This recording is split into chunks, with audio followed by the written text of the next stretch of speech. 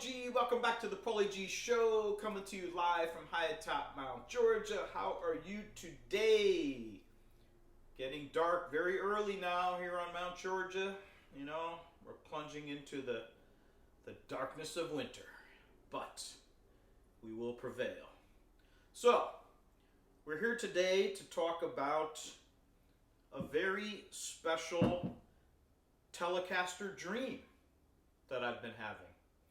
So there's this particular Telecaster that I've been dreaming of in my mind, and I've searched all over the world for this particular design of Telecaster, and it just doesn't exist. So it looks like I'm just going to have to build it myself.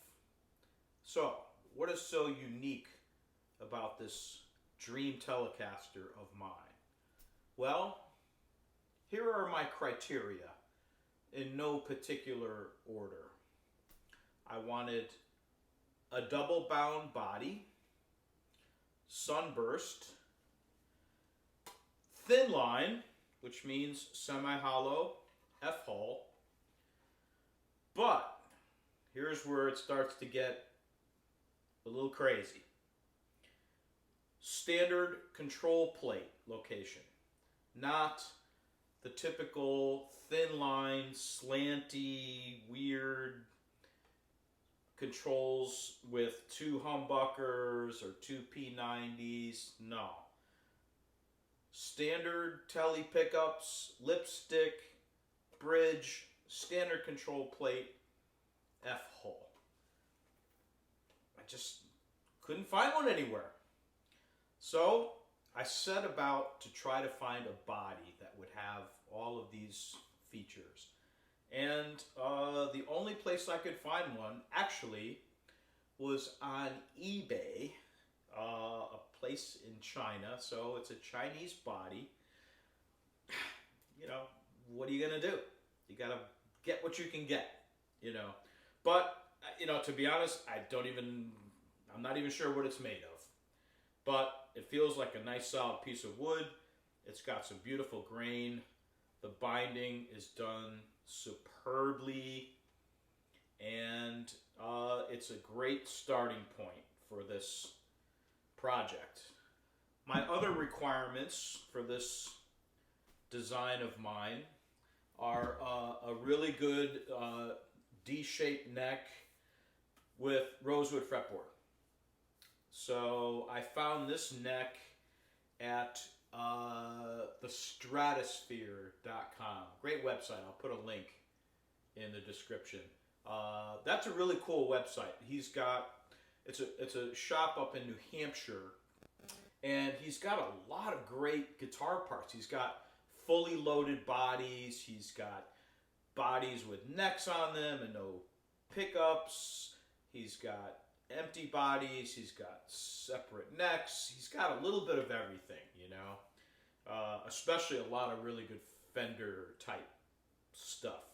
So I found this neck there. I'm really thrilled with that. We're going to be joining these two up. Now, the other part of this grand design is all gold. So we're really blinging this thing out, okay? So gold bridge plate with compensated three barrel saddle plate here, and gold lipstick pickup for the front. The pickups that I'm going to use are Dragonfire pickups. So I'm not going like super high-end quality on this because, you know, it's a guitar that, you know, I'm going to keep for myself and have fun with. But, you know, it's not going to be a valuable guitar if and when the day ever comes that I want to sell it. So, because people are going to be, well, what is it? Is it a Fender? Is it a Warmoth? You know, it's none of those things. It's just my dream. So I don't want to go too crazy. On the other hand, I want good quality, right? So we've got some good quality pickups. I've got here another item that I got from Stratosphere, which is a preloaded gold control plate with CTS pots ready to go. So that will be adorning the controls. Now, here's where it got a little bit tricky. So I realized after I got this body that I was so in love with that a standard pickguard isn't going to work here, because the thin line ones obviously aren't going to fit this control plate, and a regular Tele pickguard is going to cover up a bunch of this F-hole. It's going to look really stupid. So I thought, oh man, I got a problem here. What am I going to do?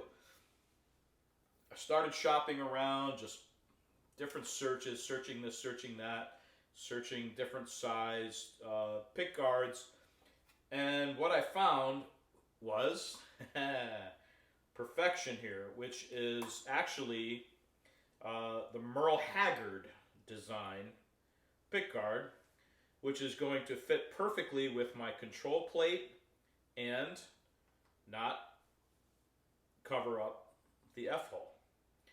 So actually, the more I started to put this together, without even realizing it, I began to build what looks very much like the Merle Haggard Tough Dog signature Fender Telecaster.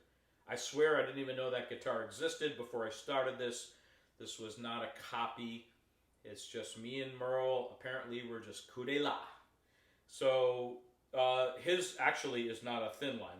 I guess that would be the one difference. It's a solid body. So mine is a little bit different.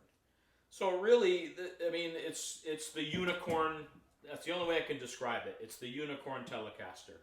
It's the Tele that doesn't exist anywhere that I've ever seen. And of course, that's why I have to have it, you know. So I'm going to put this all together. I'm going to take my time. The wiring, I'm not really that great at. I did it once before, last year. You might have seen my videos. I did a build of a Jazzmaster, and you know, the connections worked. So, but that'll be the trickiest part of this. There is a little bit of drilling that I'll need to do on the headstock for the gold tuners. Oh, also Wilkinson, by the way. Wilkinson gold standard tuners there. So, again, good quality, not crazy expensive.